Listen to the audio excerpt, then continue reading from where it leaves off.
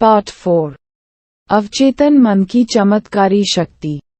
आपका अवचेतन मन आपके शरीर की सभी महत्वपूर्ण प्रक्रियाओं को नियंत्रित करता है और सभी समस्याओं के उत्तर जानता है।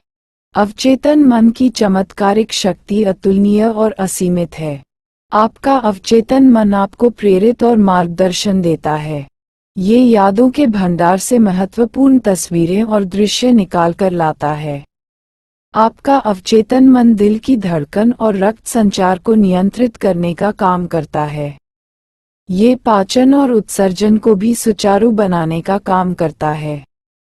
आपके भोजन को ऊतक, मांसपेशी, हड्डी और खून में रूपांतरित करने का काम भी बखूबी करता है। ये प्रक्रियाएं किसी समझदार व्यक्ति की समझ से भी परे हो सकती हैं।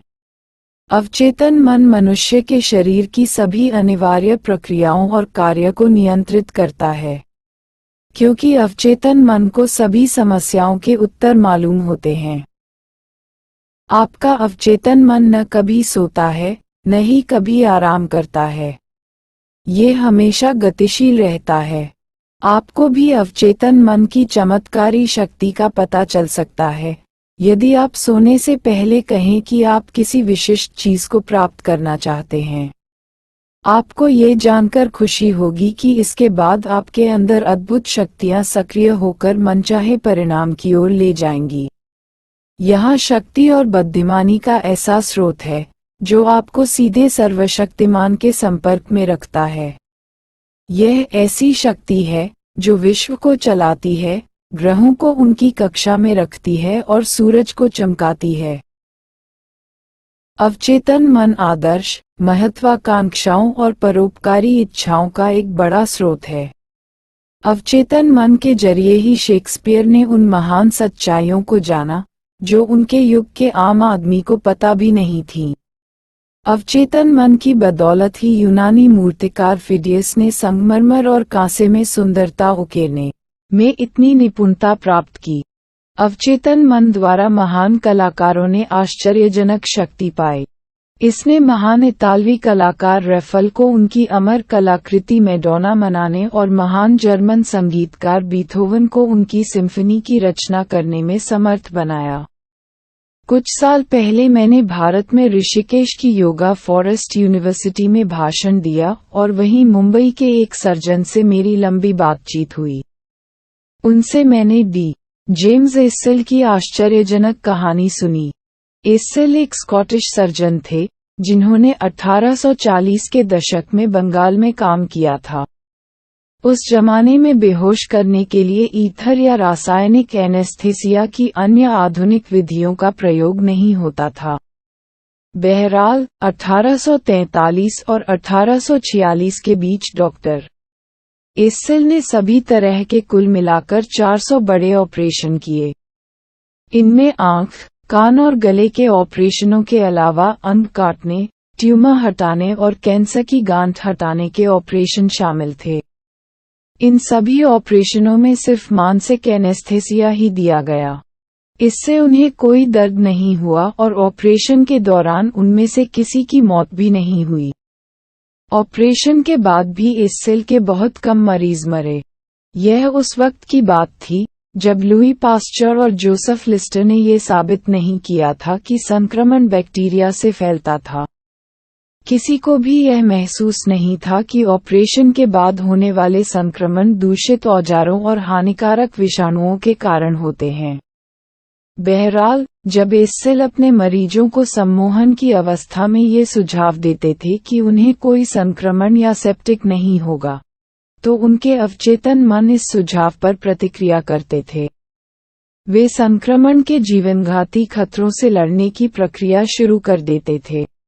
इस बारे में सोचें, 150 साल पहले इस स्कॉटिश सर्जन ने ये खोज लिया था कि अवचेतन मन की चमत्कारी शक्ति का प्रयोग कैसे किया जाए।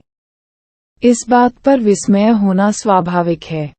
जिन पराभौतिक शक्तियों ने डॉक्टर एसेल को प्रेरित किया और उनके मरीजों को मौत से बचाया, उनका लाभ आप भी ले सकते हैं। अवचेतन मन आपको समय और स्थान के बंधन से परे कर सकता है। ये दर्द और कष्ट से स्वतंत्र कर सकता है। ये सभी समस्याओं के उत्तर दे सकता है। आपके अंदर ऐसी शक्ति और ज्ञान है जो आपकी बुद्धि से परे है, और आप इसके चमत्कार पर हैरान हो सकते हैं। इस प्रकार के अनुभव आपको अवचेतन मन की चमत्कारी शक्तियों में विश्वास दिलवाएंगे और आपको खुशी से भर देंगे। अवचेतन मन जीवन की पुस्तक। आप जो भी अवचेतन मन पर विचार, विश्वास, राय, सिद्धांत उकेरते हैं, वे परिस्थितियों, स्थितियों और घटनाओं के रूप में प्रकट हो जाते हैं। आप अंदर जो लिखेंगे, उसका बाहर भी वही अनुभव होगा। आपके जीवन के दो पहलू हैं, यथार्थवादी और कल्पनावादी, दृश्य और अदृश्य, विचार और अभिव्यक्ति। क्योंकि विचार तंत्रिकीय आवेग के रूप में आपके सेरिब्रल कॉर्टेक्स में पहुंचता है, जो आपके चेतन तार्किक मन का अंग है। यदि एक बार चेतन या यथार्थवादी मस्तिष्क ने विचार को पूरी तरह स्वीकार कर लिया, तो यह मस्तिष्क के दूसरे हिस्से तक पहुंचता है, जहां यह साकार हो जाता है और परिस्थिति का रूप ले लेता है। जैसा कि आप जानते ही हैं कि आपका अवचेतन बहस नहीं कर सकता। यह उसी पर अमल करता है जो आपने इस पर लिखा है। यह आपके चेतन मन के निष्कर्षों या आपके फैसले को अंतिम मान लेता है। इसलिए आप हमेशा अपने जीवन की पुस्तक पर लिख रहे हैं। आपके विचार ही अंततः आपके अनुभव बन जाते हैं। अमेरिकी दार्शनिक राल्फ वाल्डो इमर्सन ने कहा था, मनुष्य वही बन जाता है जो वह दिन भर सोचता रहता है। सृजनात्मक विचारों की छाप। अमेरिकी मनोविज्ञान के जनक विलियम जेम्स ने कहा था कि अवचेतन मन में विश्व को हिलाने की शक्ति है, क्योंकि इसमें असीमित ज्ञान और बुद्धिमत्ता होती है। इसमें छिपे हुए स्रोतों से पोषण मिलता है और जीवन का नियम बन जाता है। आपके अवचेतन मन पर जो भी छाप पड़ती है, यह उसे साकार करने के लिए जमीन आसमान एक कर देगा। इसलिए आपको इस पर सिर्फ सही और सृजनात्मक विचारों की छाप ही छोड़नी चाहिए। विश्व में अव्यवस्था और दुख का कारण इसलिए है क्योंकि अधिकांश मनुष्य अपने चेतन और अवचेतन मन के आपसी संबंध को नहीं समझते हैं। यदि ये दोनों अनुरूप तथा सुखद सामंजस्य में हों तो आपको सेहत, खुशी, शांति और सुख मिलेगा। क्योंकि जब चेतन और अवचेतन मन सामंजस्य और शांति से मिलकर काम करते हैं, तो इनमें कोई मतभेद नहीं होता है। प्राचीन काल में हर्मीस ट्रिस्मेगिस्टस को विश्व का सबसे महान और शक्तिशाली जादूगर माना जाता था।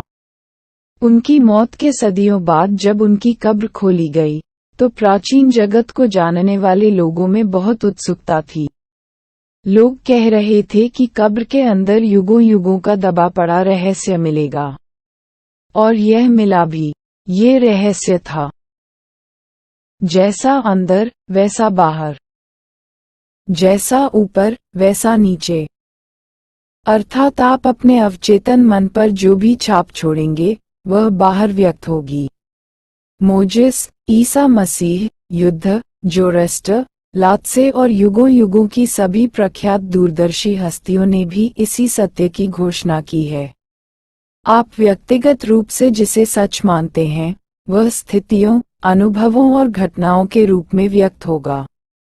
गति और भावना में संतुलन होना ही है।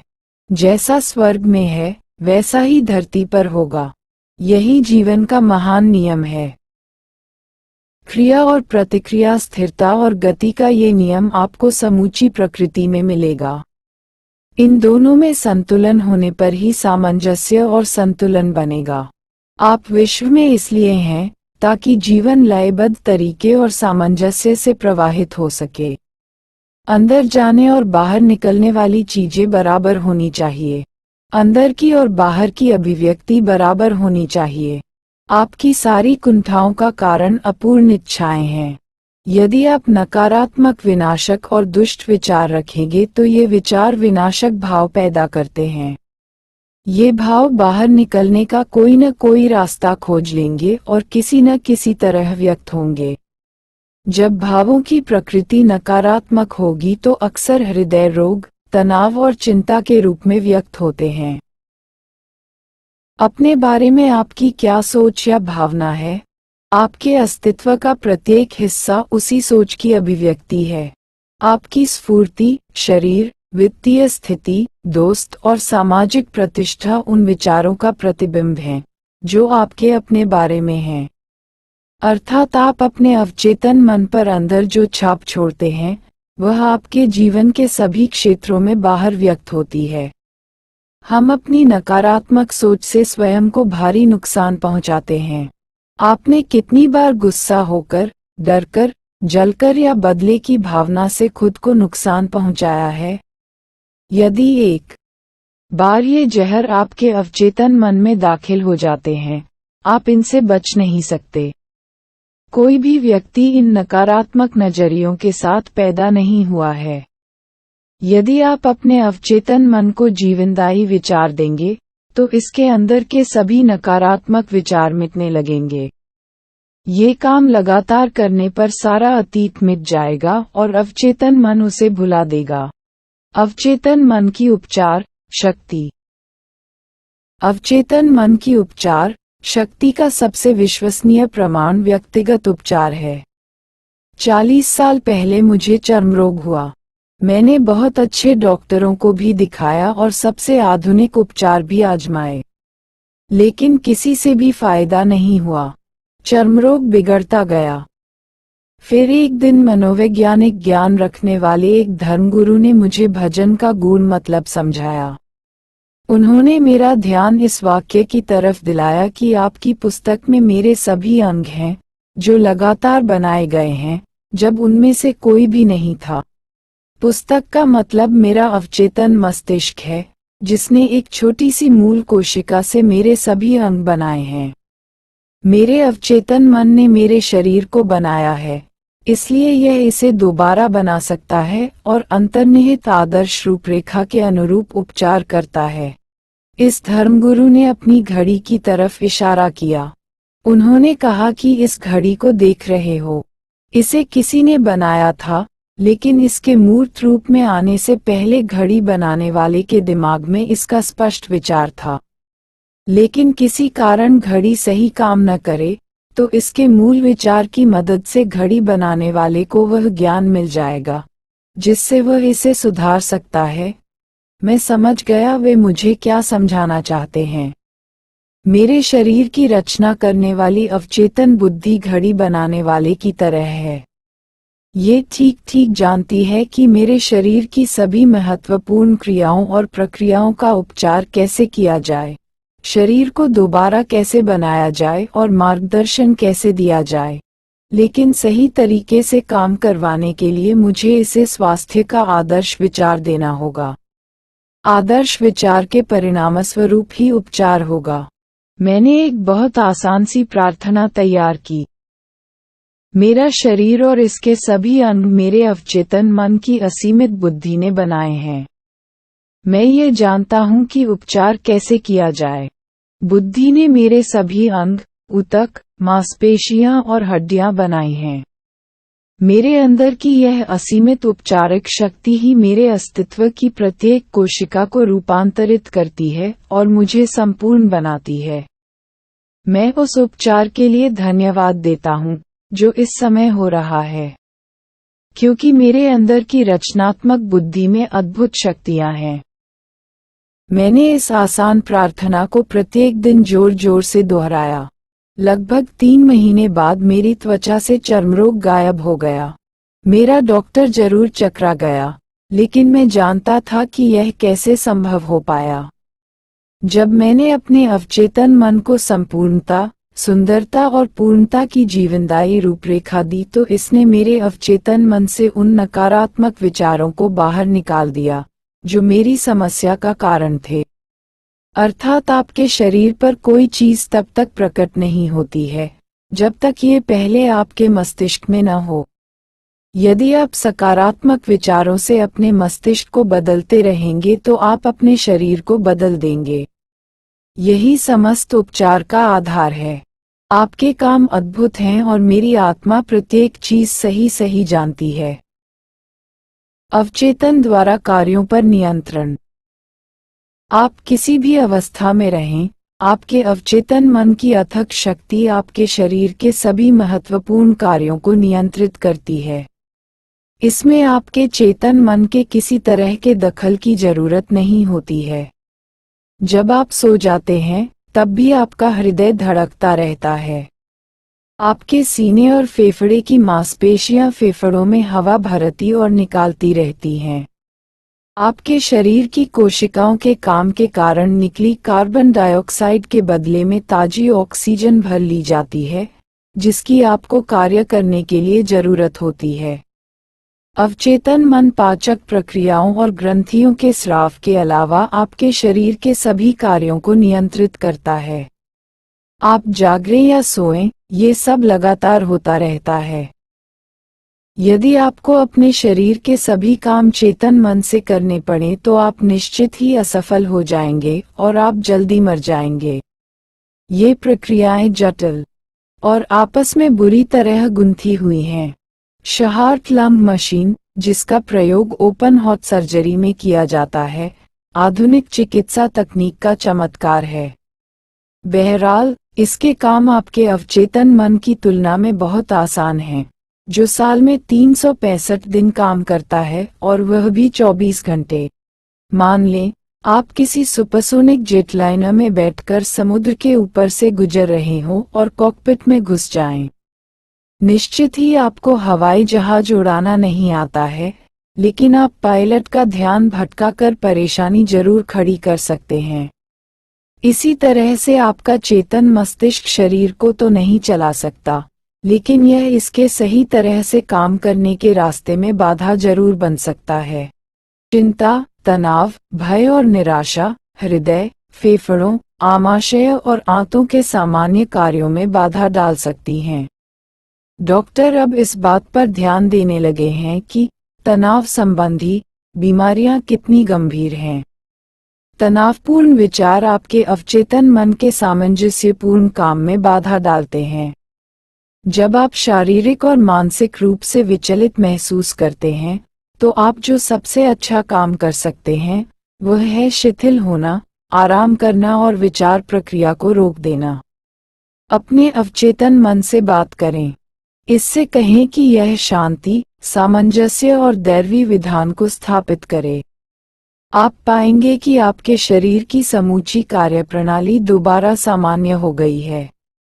अपने अवचेतन मन से अधिकार और विश्वास के साथ बोलें। यह आपके आदेश का पालन करके प्रतिक्रिया करेगा। अवचेतन मन से कैसे काम करवाएं? ध्यान देने वाली बात यह है कि आपका अवचेतन मन हमेशा काम करता है। ये रात दिन सक्रिय रहता है, चाहे आप इस पर काम करें या न करें।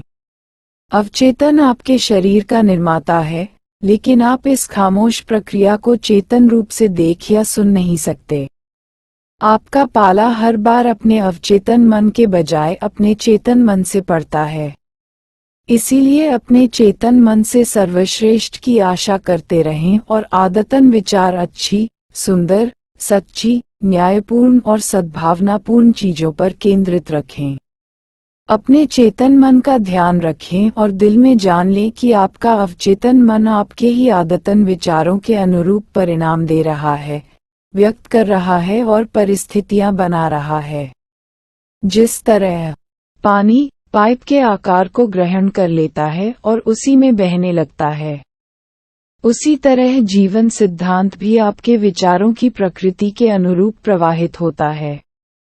यदि आपके अवचेतन की उपचारक शक्ति आपके अंदर सामंजस्य, सेहत, शांति, सुख और प्रचुरता के रूप में प्रवाहित हो रही है, और यदि आप इसकी ज्ञानी मनुष्य या प्यारे मित्र के रूप में कल्पना करें, तो यह आपको लगातार प्रवाहित, सजीव, प्रेरित और समृद्ध बना रहा है। यह इसी तरीके से प्रतिक्रिया करेगा। जैसा आप विश्वास करेंगे, वैसा ही आपको मिलेगा। अवचेतन का उपचारक सिद्धांत। विश्व के सबसे मशहूर उपचारक धर्मस्थलों में से एक दक्षिण पश्चिम फ्रांस का लुडेंस है। लुडेंस के चिकित्सा विभाग में बहुत सी फाइलों में चमत्कारी उपचारों का विस्तृत विवरण है। इनमें से एक मैडम बाया का उपचार था। मैडम वाया नेत्रहीन थीं। उनकी चक्षु तंत्रिकाएं क्षीण और बेकार हो चुकी थीं। लग जाने के बाद उनकी आंखों की रोशनी लौट आई। कई डॉक्टरों ने प्रमाणित किया कि उनकी चक्षु तंत्रिकाएं अब भी बेकार थीं, लेकिन इसके बावजूद वे देख सकती थीं। 1 महीने बाद दोबारा जांच में ये पाया गया कि उनका चक्षु तंत्र दोबारा ठीक होकर सामान्य हो गया था। मैडम बाया धर्मस्थल के पानी से ठीक नहीं हुई थी, बल्कि उनका उपचार तो उनके ही अवचेतन मन ने किया था, जिसने उनके विश्वास पर प्रतिक्रिया की। उनके अवचेतन मन के अंदर के उपचारक सिद्धांत ने उनके विचार की प्रकृति के अनुरूप प्रतिक्रिया की। विश्वास अवचेतन मन तक पहुंचा विचार है। विश्वास का अर्थ है किसी भी चीज को सच मानना। जिस चीज पर विश्वास हो जाता है, वह अपने आप हो जाती है। मैडम बाया इस धर्मस्थल पर बड़ी उम्मीद और विश्वास के साथ गई थीं कि वे ठीक हो जाएंगी। उनके अवचेतन मन ने इसी के अनुरूप प्रतिक्रिया की और हमेशा मौजूद उपचारक शक्तियों को सक्रिय कर दिया। अवचेतन मन जिसने आंख बनाई थी, निश्चित रूप से एक मृत तंत्रिका को दोबारा सजीव कर सकता था। रचनात्मक सिद्धांत ने जिस अंग की रचना की थी, वह उसकी दोबारा रचना कर सकता था। आपके विश्वास के अनुरूप ही आपको मिलेगा।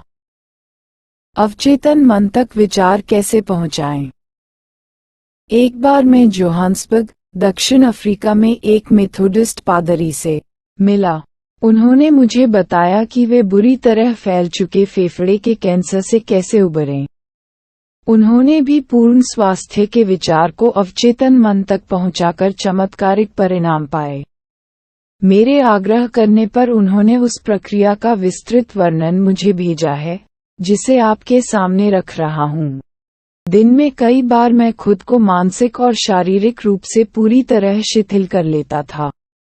मैं अपने शरीर से यह बोलकर खुद को शिथिल करता था, मेरे पंजे शिथिल हैं, मेरे टखने शिथिल हैं, मेरे पैर शिथिल हैं, मेरे आमाशय की मांसपेशियां शिथिल है, मेरा दिल और फेफड़े शिथिल हैं, मेरा सिर शिथिल है, मेरा पूरा अस्तित्व बिल्कुल शिथिल है। लगभग 5 मिनट बाद खुद को उनींदी अवस्था में पाता था। फिर मैं इस सत्य की घोषणा करता था, ईश्वर की पूर्णता अब मुझ में व्यक्त हो रही है। संपूर्ण स्वास्थ्य का विचार अब मेरे अवचेतन मन में भर रहा है। ईश्वर ने मेरी जो छवि बनाई है, वह आदर्श छवि है और मेरा अवचेतन मन ईश्वर की उसी आदर्श छवि के अनुसार मेरे शरीर को दोबारा बना रहा है। इस तरह पादरी का उल्लेखनीय उपचार हुआ और वे पूरी तरह ठीक हो गए। उन्होंने जिस तकनीक का प्रयोग किया था, वह संपूर्ण स्वास्थ्य के विचार को अवचेतन मन तक पहुंचाने का सीधा और सरल तरीका थी। स्वास्थ्य के विचार को अवचेतन मन तक पहुंचाने का एक और अद्भुत तरीका अनुशासित या वैज्ञानिक कल्पना है। मैंने लकवे के एक मरीज को बताया कि वह कल्पना में स्पष्ट तस्वीर देखे कि वह अपने ऑफिस में चहलकदमी कर रहा है, डेस्क छू रहा है, फोन का उत्तर दे रहा है और वे सारे काम कर रहा है जो वह सामान्य स्थिति में करता। मैंने उसे बताया कि उसका अवचेतन मन संपूर्ण स्वास्थ्य की मानसिक तस्वीर को स्वीकार कर लेगा। खुद को इस भूमिका में झोंक दिया। उसने सचमुच महसूस किया कि वह अपने ऑफिस में लौट चुका है। वह अपने अवचेतन मन को एक मूर्त और निश्चित काम दे रहा है। उसका अवचेतन मन वह फिल्म थी जिस पर तस्वीर की छाप छोड़ी जा रही थी। उसने कई सप्ताह तक गहनता से तस्वीर देखी। फिर एक दिन टेलीफोन की घंटी उस वक्त बजी जब बाकी सब लोग बाहर थे।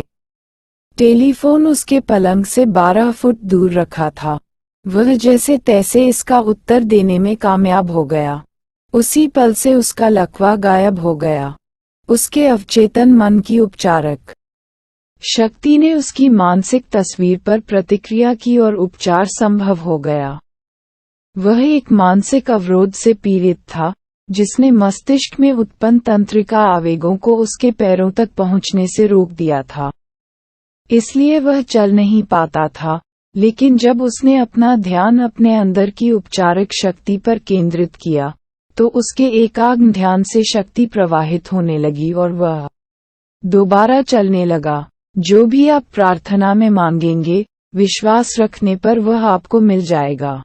याद रखें, सारी कुंठा अधूरी इच्छाओं के कारण पैदा होती है, लेकिन आप बाधाओं, विलंब और मुश्किलों पर ध्यान केंद्रित करेंगे तो आपका अवचेतन मन उसी अनुरूप प्रतिक्रिया करेगा और इस तरह आप अपनी ही भलाई को रोक देंगे।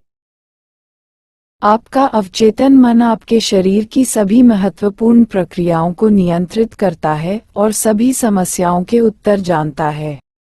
आप अपने अवचेतन मन पर जो भी छाप छोड़ते हैं, वह परिस्थितियों, अनुभवों और घटनाओं के रूप में व्यक्त होती है। इसलिए चेतन मन में मौजूद विचारों के बारे में सतर्क रहें।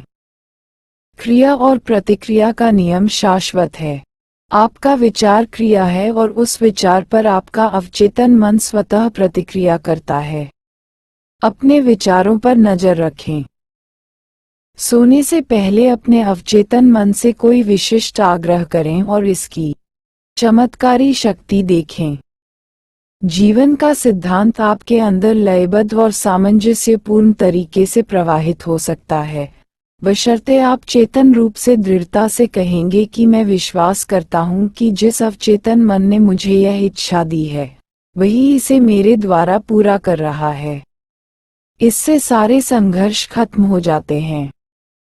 आप चिंता, तनाव और भय के कारण अपने हृदय, फेफड़ों और अन्य अंगों की सामान्य लय को गड़बड़ कर सकते हैं। अपने अवचेतन में सद्भाव, सेहत और शांति के विचार भरें। इससे आपके शरीर की समूची कार्यप्रणाली दोबारा सामान्य हो जाएगी। अपनी समस्या के सुखद अंत या समाधान की कल्पना करें। उपलब्धि के रोमांच को महसूस करें। आप जो भी कल्पना करेंगे या महसूस करेंगे, उसे आपका अवचेतन मन स्वीकार करके परिणाम में बदल देगा। अपने चेतन मन से सर्वश्रेष्ठ की उम्मीद करते रहें। आपका अवचेतन मन निष्ठा से आपके आदतन विचारों को साकार कर देगा।